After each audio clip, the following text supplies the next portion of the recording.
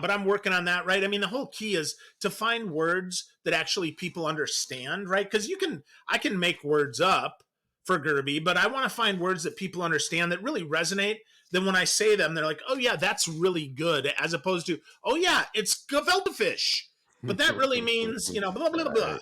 Oh No, yeah. that's dumb. Usually it's success, and the success model means S is for Right. yeah. Yeah. Nothing wrong with Right, but that. everybody can do a success model. How many Right. people can do a Gerby model? And that's Phil Gerbyshak. Awesome name, even better dude. He's been doing this for a long time now, sales and leadership, and he teaches us where they intersect and basically how to use that to make more money. Author of multiple books, podcast host of the Sales Leadership Show, and most recently author of $0 Consultancy. Let's take a listen. Do more by doing less. With me, Charles Alexander, for small business owners, startups, and busy folks. That's a pretty smart move on your part. Good for you. I think so. Well, look, dude, you remind me, we talked on the phone. It's been a year or two. Yeah, a couple years. Yep, that's true. Okay. I thought I had made it all up. So Phil wouldn't give me his phone number. So I go to text you this morning and I type in your number and it says Phil Gerbyshak. It's like, I don't have his number. Look at me. You know what? It's in LinkedIn. So we got you. exchange it in a message. That's why it's there.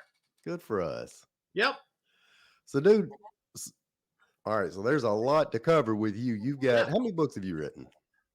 This is book 7. I was going to say 6, so that makes it 7. This all is right. book 7. Yeah, $0 Consultancy. That's the new one. Well, let's back up a second. So, yeah, for anybody listening, watching, you're the sales leadership guy that combines the two, teaches teams, individuals, groups how to create sales through leadership, and what else? Yeah, well, through leadership, right? Through mindset shift, right? We got to fix our head first. A lot of times the reason that folks can't sell is because they either think too highly of themselves or too little of themselves. Seldom do we have that right on, right? Where if we realize that we have to serve to sell, that we're going to be a lot better off. So I have to teach that. And then, of course, we got to throw in a little bit of technology, right? We got to throw in a little bit of that because though it's high touch selling, we have to do it through some high tech means. The high tech just makes it a little bit faster, a little bit easier, right? It used to be, I remember, well, I don't know, to your point, right? I don't know that I want to give anybody my phone number. Well, now, I mean, I can buy pretty much anybody's phone number if I wanted. So you might as well give it to me. Yeah, if you actually want me to blowing you up right away with automated messages that look like it's from them. Yeah, well, and if they do that, right, then I just clearly know, well, I'm just never going to do business with them, and that's okay. So in looking at this, how long have you been doing this? Let's see. I started my consulting practice in 2007. I left the corporate America for the first time in 2010. So 16, 17 years. And you've seen all the things and all the changes. Yeah, for sure, right? I saw the static website. I mean, if we really rewind, right, go back 10 years from that, I was on the internet. I built a website dedicated to the 1980s, my favorite decade. So yeah, I used the internet, and guest books were the original kind of social media, right? Where you could go and sign in and leave a comment. So I did that. And then in 2005, late 2004, Google bought Pyra Labs and made Blogger free, which basically made it so that everybody in the world could have a voice online. And I like that. I like to talk, right? I like to share. And so I'm like, hey, this is pretty cool. Well, my buddy Scott Ginsberg pushed me in head first. He said, dude, go get a Blogger account, go on Easy and Articles and start writing some of your stuff. And then my speaking mentor, Kirk Wiesler, pushed me and said, dude, it's great that you're smart, but you got to share some of that smarts with everybody else, because it doesn't matter how smart you are. It's how smart you make everybody else. Sure. Combine those two. And that was kind of my start back in 2004, 5, 6. I'll come back to the sales leadership point, because I know that folks watching, listening want to figure out how to get a quick win and change some of what they're doing. Tell me first, though, what made you write $0 Consultancy? Oh, $0 Consultancy I wrote because it's really what everybody asks me. Kind of the first either the first free session, because I'm happy to give first, right? Or it's the first paid session where we kind of talk about that, right? About get started, right? Just get started. You don't know who your audience is. You don't Mm-hmm. necessarily know who you're selling to. So get started, like do something. Think about, okay, so what can I do to make some money? And it's all those questions that people asked me over the years. And like, hey, like, man, I can write this down. So the whole getting started thing, right? That's the first piece. And then I'm like, okay, well, tools. Okay, what tools do I know? So I came up with the best 10 tools that I can think about, and I included those. And then I thought, what else, right? Referrals. Well, that's important. Standing out, doing a great job, obviously, that's important as well. So I just took, 6 hours one Sunday, and Wow. I basically sketched it out, wrote most of it out. I got it off to an editor and said, hey, what do you think about this? And then I thought it was going to be a free download because it was like 20, 30 pages. And one of my fellow speaker friends, Kevin McCarthy, said to me, dude, this is really good. You could really help some people if you put it out there. So I beefed it up a little bit more. I took it up. Now it's 112 pages. It's got a lot of graphics, though. If we look at it, right? Oh, it's a gorgeous book, man. Thanks, brother. So, like, lots of pictures, real big print, pulled out stuff, easy wins that Sure. you can have. Because I think people think that they have to listen to magicians in order to be a good consultant. And it's like, come on. Yeah. Like, get real. Like, there's no secrets here. It's just all in the packaging. So I just put it together. And I think it'll help people, if they read it, if they actually implement it, I guess that's the big thing. You Sure. got to do something. This isn't magic, right? It's like getting a gym membership.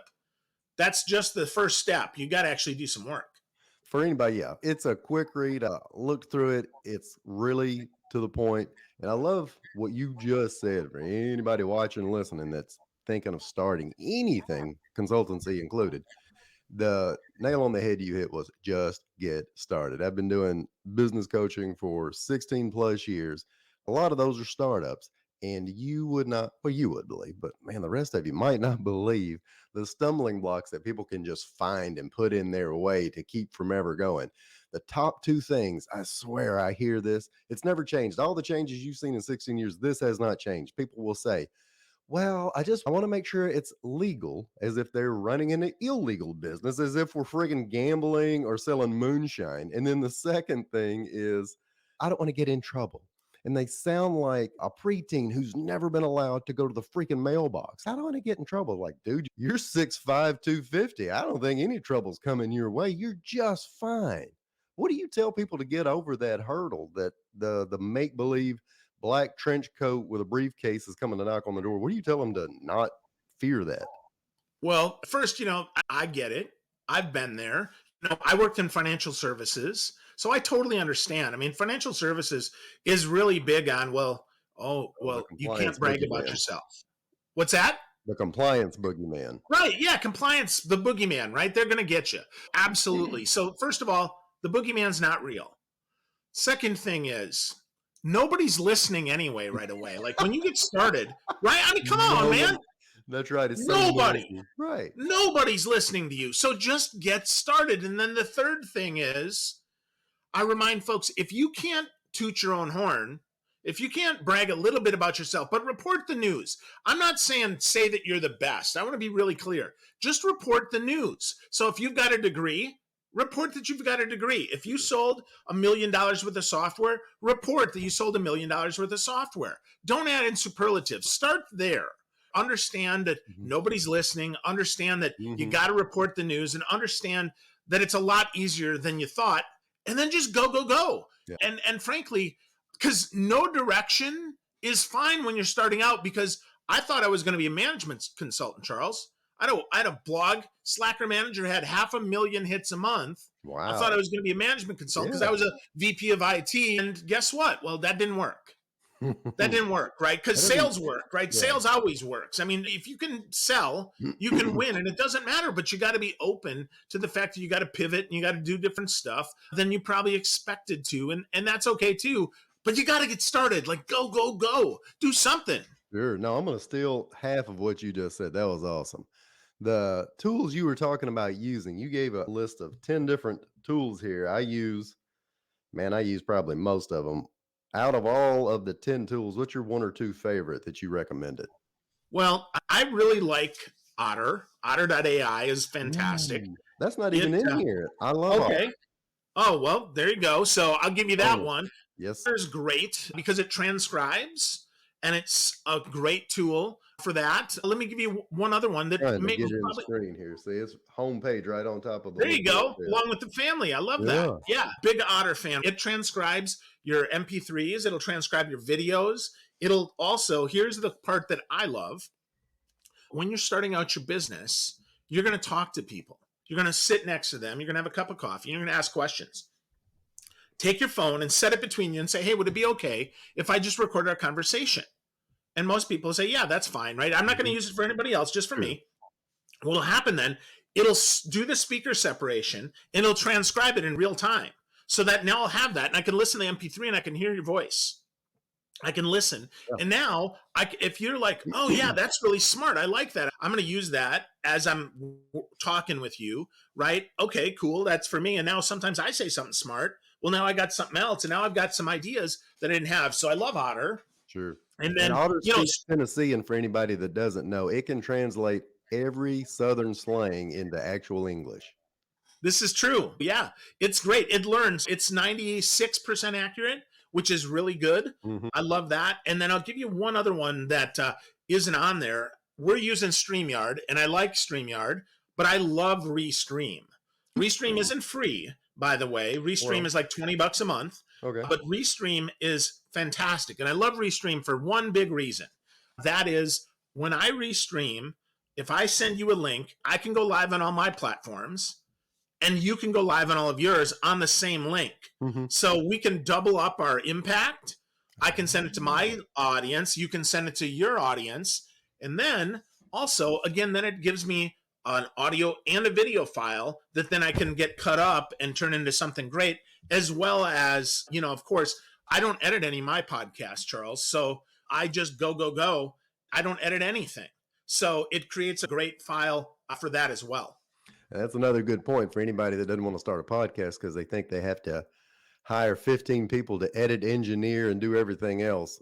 Your original point is, hey, man, just get some listeners. You're going to find out that there's not that many people that are going to point out your ums and ahs and flaws.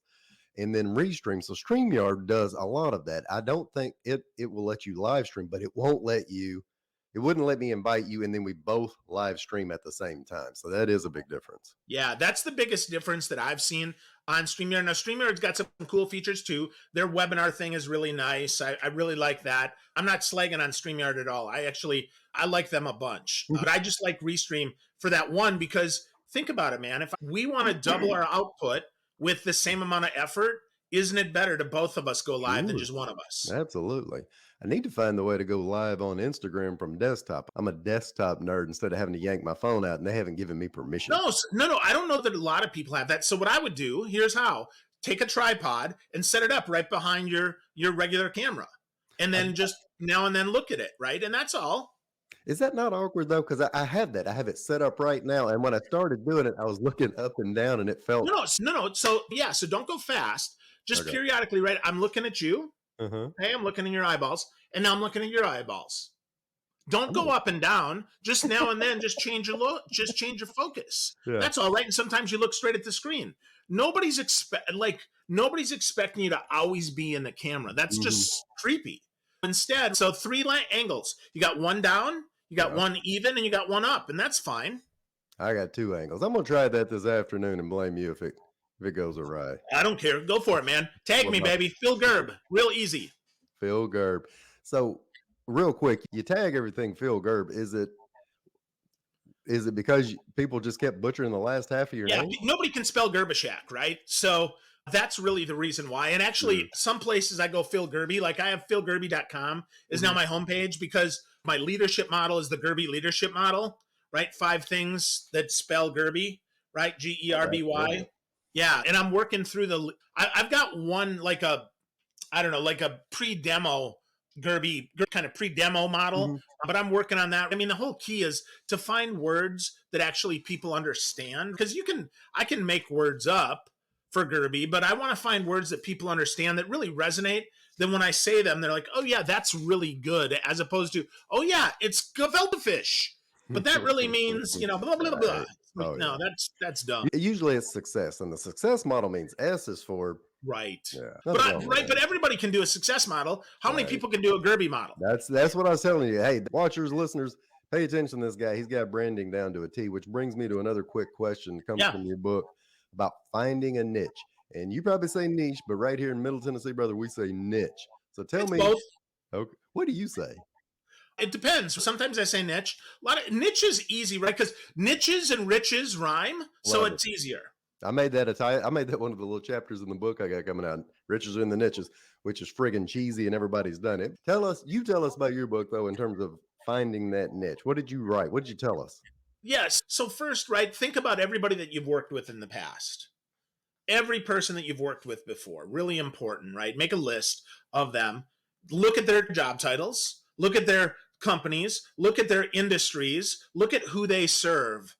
From there, you'll find a niche that you've worked in before. Now, does that have to be the niche you work in? No, it does not. Mhm. But if you want to make money fast, That's you right. want to go somewhere that you're known. I mean, it's tough to be a Tony Robbins or Gary Vee. That's Sure. celebrity everywhere. Instead, you can pick a niche and you can be a celebrity there. For a long time, I was a bit of a celebrity in the IT service and support space. I would write articles. I Mhm. spoke at all their conferences. I was on their national board. Everybody knew me. Well, I stepped back from that because, frankly, IT service and support, beautiful Hard. people, it's Yeah. hard. Yeah. And I couldn't keep up Oh, and feel like I was going to be a smart enough consultant to keep up. my So first my instead, first gig right out was IT training consultant, and it was yeah, like being beaten daily. yeah, it's hard. So I shifted to sales, which is a little broader, but now I work in software sales. And now I've worked with the big banks and the little banks. Mhm. So that's a niche too. So just pick something and then do your best to get known in that space. Do interview people who are celebrity in that Mhm. space, who have some command of the language. Whether you do it on a podcast or not, Sure. I'd encourage you to do it on a podcast because often they'll share it, Right. which then allows you to backpack on their success. And with that, write in their industry trade publications, speak at their events, Mhm. whether you want to be a consultant or a speaker or a trainer, whatever, there's opportunity there. So just pick. But the first dollars that you'll make could even be with the companies that you've worked with before Mhm. as an employee. Because They know you. if you've done good work, and I guess like ground zero here, and I have to say this, you have to be great at what you do.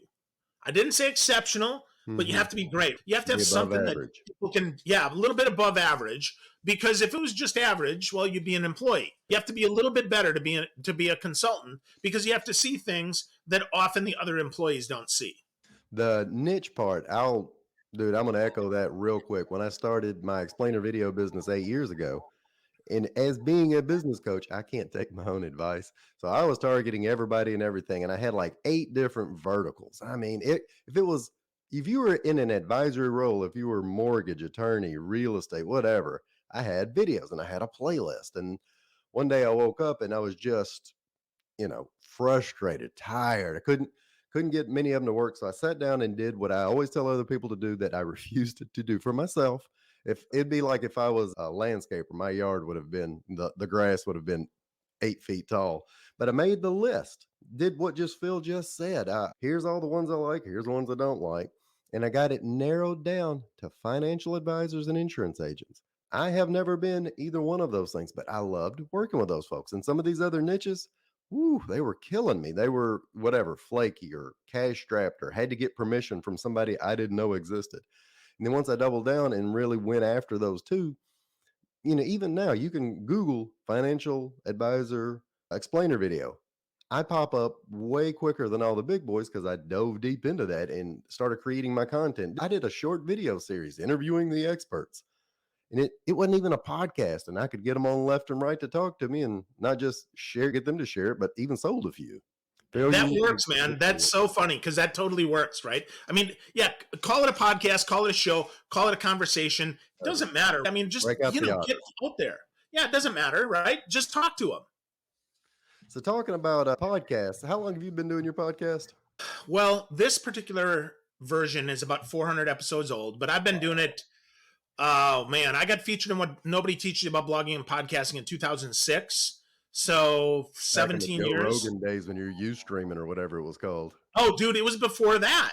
So I used Ustream, no, but my first podcast was picking up a landline, Yeah. somebody else picking up a landline and calling into an 800 number. We used Wow. Conference Calls Unlimited with Zane Safrit, and we called in. And sometimes, right, or we'd use Hipcast, which was another phone number, or Monkcast, or whatever. I can't remember all the names, but we'd call into a number. Fast.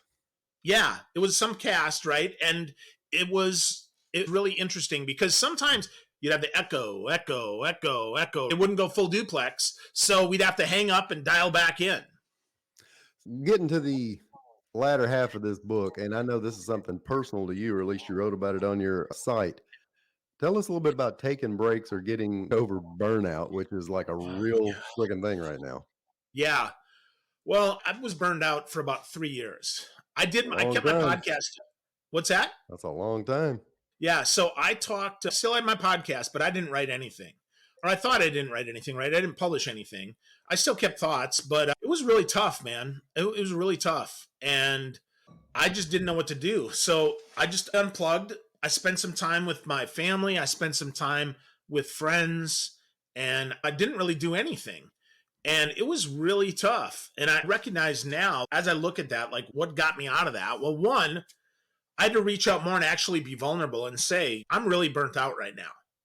And just saying that out loud helped me to accept that I was burnt out now. Second is I accepted help from my friends. I'm blessed that I've got some really good people in my life and they're willing to help me. And often I thought that I needed to be the guy. Who I am, I'm a servant leader, man. That's what I do all the time. I believe to sell is to serve, but even the servant sometimes needs their feet washed, Sure. So Good analogy. yeah, so that was it. And then the third thing that I did is I gave myself grace and I didn't try to make up 3 years worth of time. Instead, I just started from where I was and I restarted. And that worked for me. I can tell you that for a lot of the folks that I coach, a lot of the times they need to slow down, not speed up. They need to spend some time like really honing in on who they are and what they believe first before they move forward. I can tell you that sometimes it happens in the middle. Sometimes it happens further along, right? Midlife, mid-quarter life crisis, Sure. whatever you want to call it. We all get burnt out. But asking for help, accepting the help, and then forgive yourself for all the stuff you didn't do, I think is really important. And it worked for me. Dude, that's a great point. I see a lot of people, and sometimes it's odd. You can almost see it in the startup phase for some folks because they're so knee deep and they still have a job and they're trying to be an attentive husband, wife, whatever. It can happen quickly. My business coach always does warn folks, though, said you can't say you're burnt out if you were never on fire. And in some cases, you'll see people that, yeah, I'm burnt out. Like, well, you're not really doing anything yet. I think you're just bored and tired, which is also a thing to get over. But I love the fact that you write in here, take breaks. And I try not to sound all woo woo because, gosh, for years I refused to do any kind of meditation or journaling because I wasn't going to keep a man diary. But you realize you get all of this stuff clogged in your head. And if you don't dump it out, it's like that junk drawer in the kitchen. And our junk drawer right now, dude, I got 3 kids, 14, 11, and 10. You cannot open the junk drawer. I don't even know what's in there. I mean, I'm sure there's some old batteries, but I don't know. That's so true, man. Yeah. So that's another thing is I got therapy too. I got professional help. And that certainly helped me as well. It helps get out of the way. And I don't think there's anything wrong with getting help from an expert. I mean, we hire business coaches. Why not hire a brain coach? Sure. Hey, and talking about that, we're going to make a quick shift here. What is something that you feel like you should be doing less of right now? Oh, less of, huh? Boy, that's tough, man. I mean, I'm pretty balanced right now. I mean, when I do stuff, I do it on purpose. But I guess less of right now, boy. I guess probably beating myself up over not doing enough. I think that's a big thing for me. Hey, that's a great answer. Yeah. I mean, because as much as I'm doing is as much as I can do. And I have to be okay with that. Less mental chatter. That's right. Yeah. Yeah. And be less hard on myself. I wouldn't beat the crap out of one of my coaching clients. Why the heck would I beat the crap out of me? And you'll do it all day long. You'll call all day yourself long. every name in the book. So what would that give you a chance to do more of if you were to give yourself less chatter? Well, I could focus more. That's for sure. I could actually relax when it's relax time, and Mhm. I could be more present with my family. So talking about family, dude, tell me it's none of my business. I talked to you just a couple of years ago and you were still in the bachelor life. I talked to you today and you're full blown. What happened?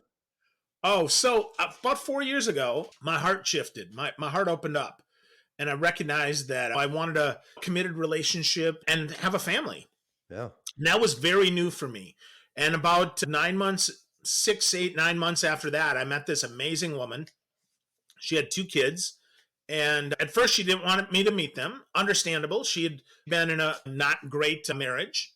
When I met the kids, we just all fit together. It was really interesting. Like, I've got a picture from the first day that was that we just fit, man. It's so strange and so beautiful. And then not too long after that, COVID hit and we decided to bubble together. So we Wow. spent time with each other, You a fast lot track. of time with each other. Yeah. And Well, the rest is here. The rest is history, man. well, good for you, dude. I'm happy for you. That's Thank awesome. you. So wrapping up here, a couple of different questions. Who's somebody that you'd like to meet that you haven't met yet? Huh. Yeah, that's a great question. I've met Dan Pink, but he hasn't been on my show. I'd love to have Dan on my show. So Daniel Pink, if you're listening, I'd love for you to come on Oh, the he's a big show. fan of mine. I bet he is, Charles. No, me too, man. I am Yeah. too. So yeah, Dan, I've said Robert Cialdini many, many times. Well, I got to be in a webinar with him and I got to ask a question. I was so proud. Cool. That means I talked to him.